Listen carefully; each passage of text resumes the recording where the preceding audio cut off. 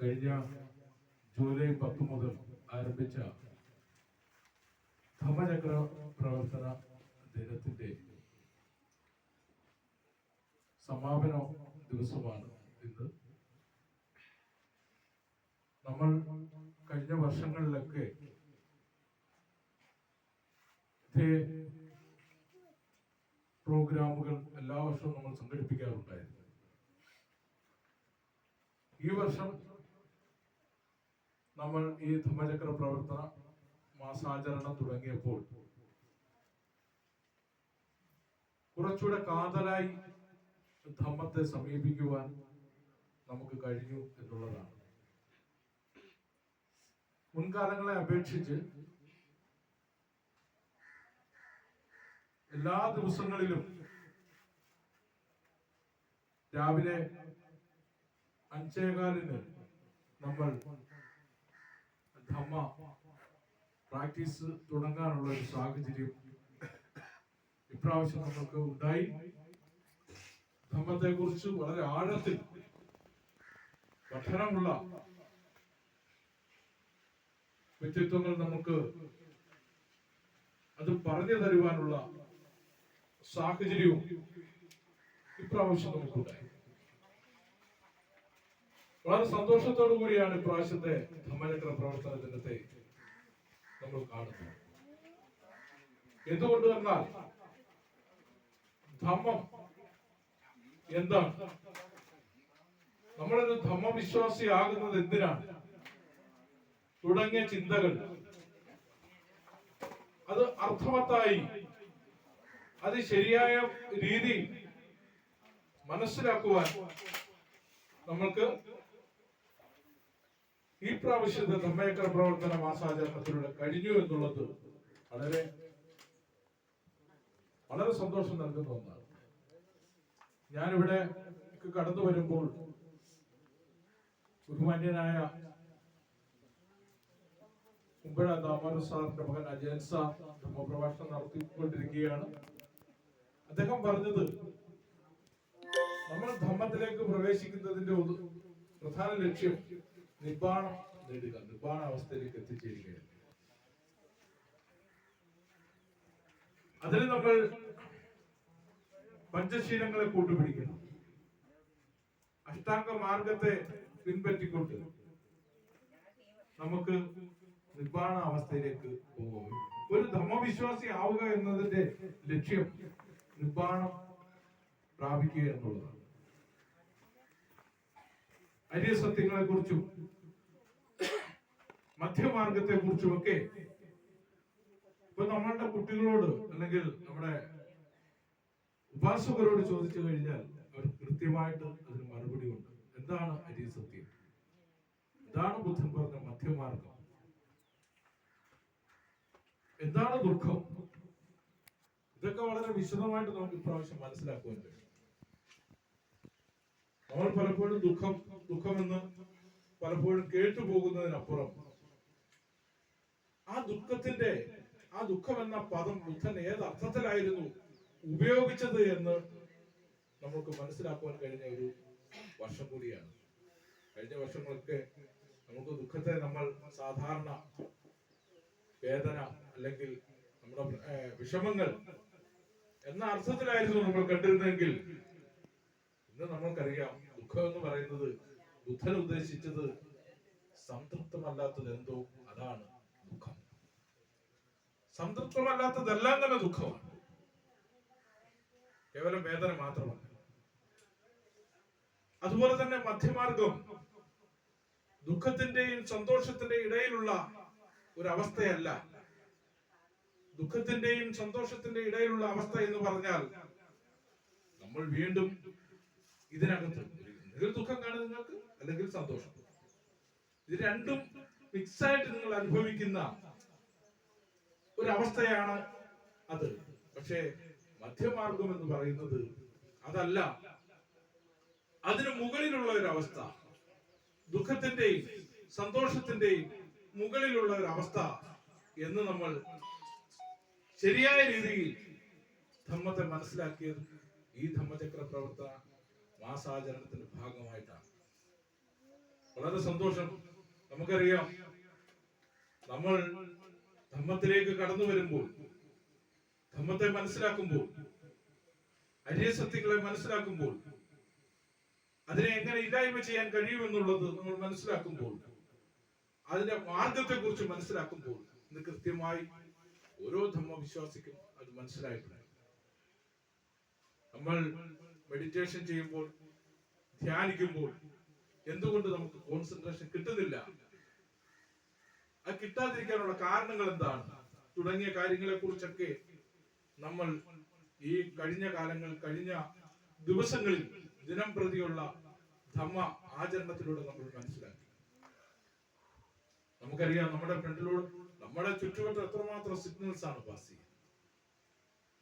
മൊബൈലിന്റെ സിഗ്നൽസ്, അതുപോലെ റേഡിയോ തരംഗങ്ങള്, ഇഷ്ടംപോലെ സിഗ്നൽസ് നമ്മുടെ ഫ്രണ്ടിലൂടെ പായി. പക്ഷെ അതൊന്നും നമുക്ക് മനസ്സിലാക്കുവാൻ കഴിയാത്ത സാഹചര്യം. അതേപോലെ തന്നെ ധമ്മത്തിന്റെ ഈ ധമ്മചക്ര മാസാചരണത്തിലൂടെ നമ്മൾ ചിത്തത്തെ കർമ്മത്തിൽ നിന്നും ചിത്തത്തിന്റെ കർമ്മങ്ങളെ എങ്ങനെ നിരോധിക്കാൻ കഴിയും എന്നുള്ളതും നമ്മൾ മനസ്സിലാക്കി. വളരെ വളരെ അനുഭവം ഈ മാസാചരണത്തിലൂടെ അത് എക്സ്പീരിയൻസ് ചെയ്ത ഒരു വ്യക്തി എന്നുള്ള നിലയിൽ ഞാൻ പറയുകയാണ്. നമ്മൾക്ക് ദുഃഖങ്ങളും അതുപോലെ തന്നെ സന്തോഷവും ഒക്കെ ഉണ്ടാകുന്ന സാഹചര്യങ്ങളുണ്ട്. പ്രശ്നം എന്താണ്?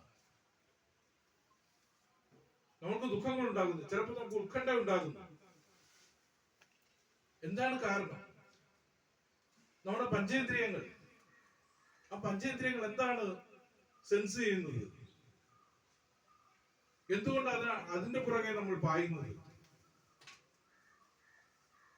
പഞ്ചേന്ദ്രിയങ്ങളിലൂടെ കിട്ടുന്ന സിഗ്നൽസ്, അത് നമ്മൾ അതിന്റെ പുറകെ പായുന്നത് കൊണ്ടുണ്ടാകുന്ന ദോഷങ്ങൾ തുടങ്ങിയ കാര്യങ്ങളൊക്കെ നമ്മൾ വളരെ വിശദമായിട്ട് കഴിഞ്ഞ ദിവസങ്ങളിൽ ചർച്ച ചെയ്യുകയുണ്ടായി.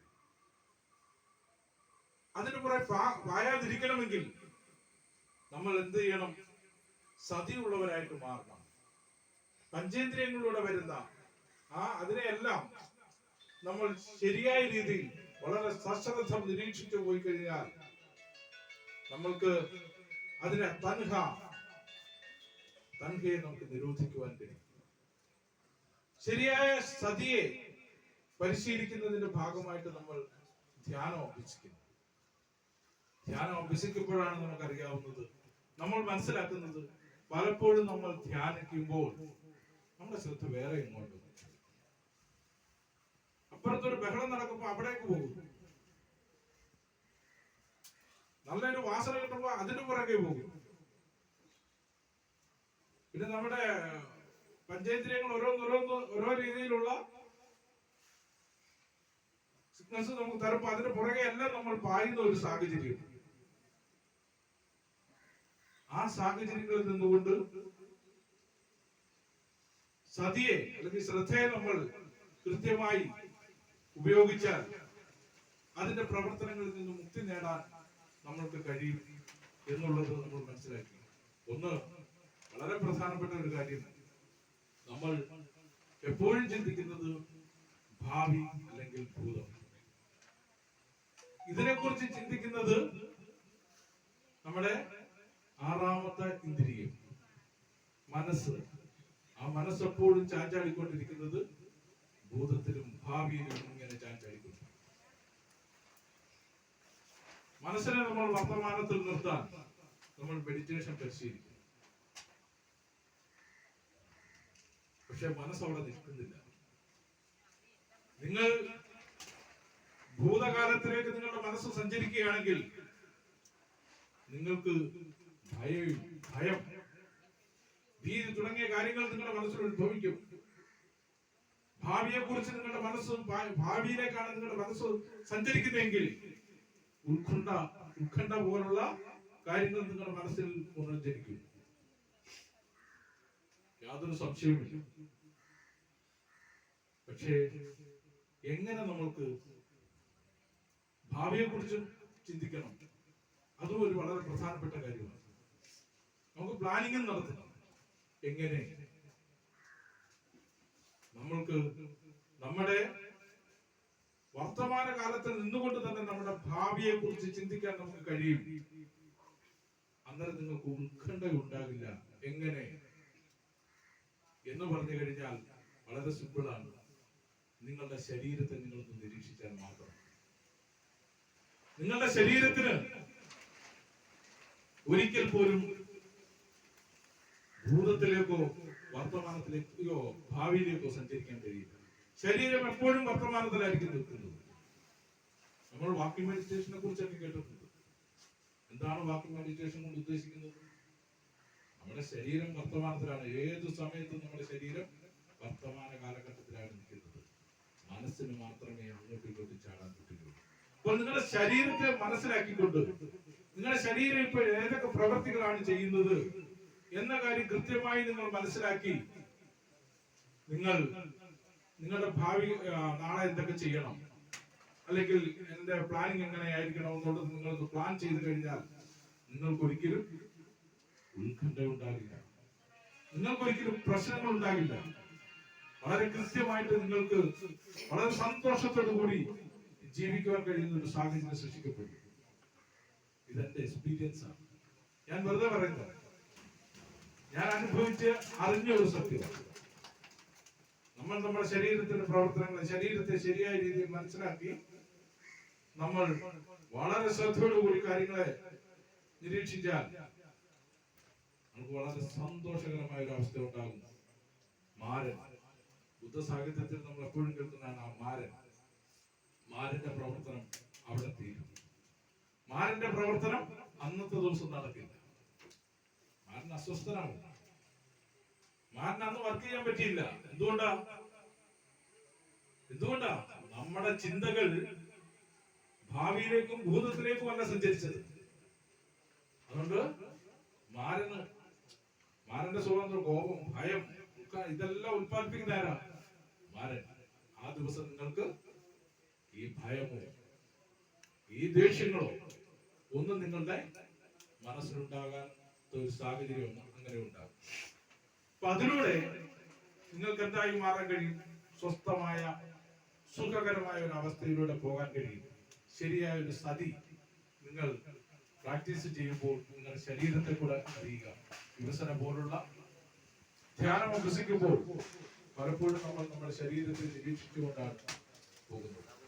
പ്രിയമുള്ളവരെ, ഈ ധമ്മചക്ര പ്രവർത്തന മാസാചരണത്തിൽ നിങ്ങളോട് എനിക്ക് പറയുവാനുള്ളത്, നിങ്ങൾ കേവലം ധമ്മവിശ്വാസികൾ, ഞാനൊരു ബുദ്ധിസ്റ്റാണ് എന്നതിൽ അഭിമാനം കൊള്ളുന്നതിനെക്കാട്ടിലും കൂടുതൽ നിങ്ങൾ അഭിമാനം കൊള്ളേണ്ടത് ഞാനൊരു സതിയുള്ളവരാണ് എന്നുള്ള കാര്യത്തിലാണ്.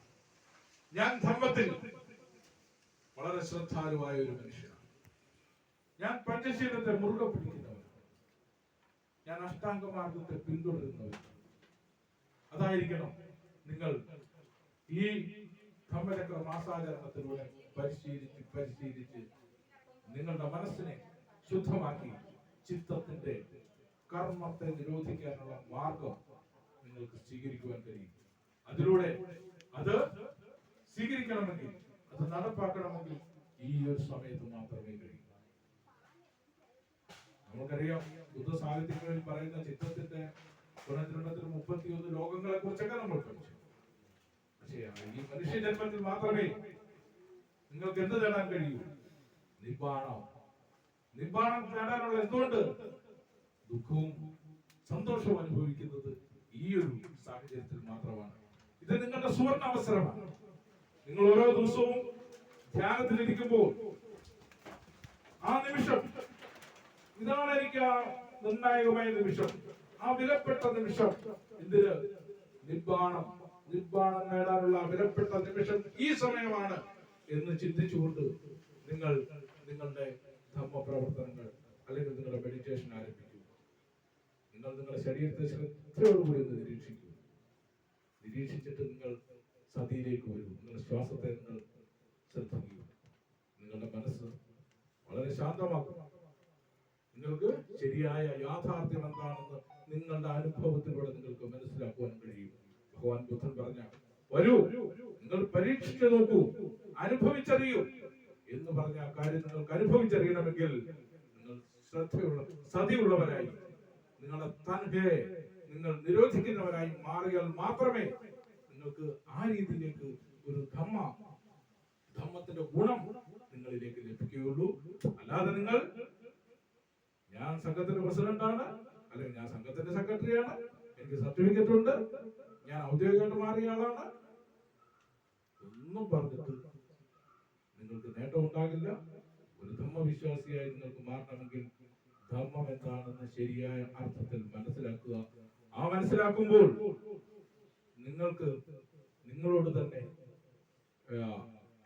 നിങ്ങളുടെ പ്രശ്നങ്ങളെ നിങ്ങൾക്ക് തന്നെ മനസ്സിലാക്കുവാൻ കഴിയുകയും അതിനെ പരിഹരിക്കുവാൻ കഴിയുകയും എന്താണ് ഞാനെന്നുള്ള ബോധം എന്താണ്, ആ ഈഗോ എങ്ങനെ ഉണ്ടാകും, ആ ഈഗോയെ എങ്ങനെ ഇല്ലായ്മ ചെയ്യാം തുടങ്ങിയ കാര്യങ്ങളൊക്കെ നമുക്ക് മനസ്സിലാക്കുവാൻ കഴിയും.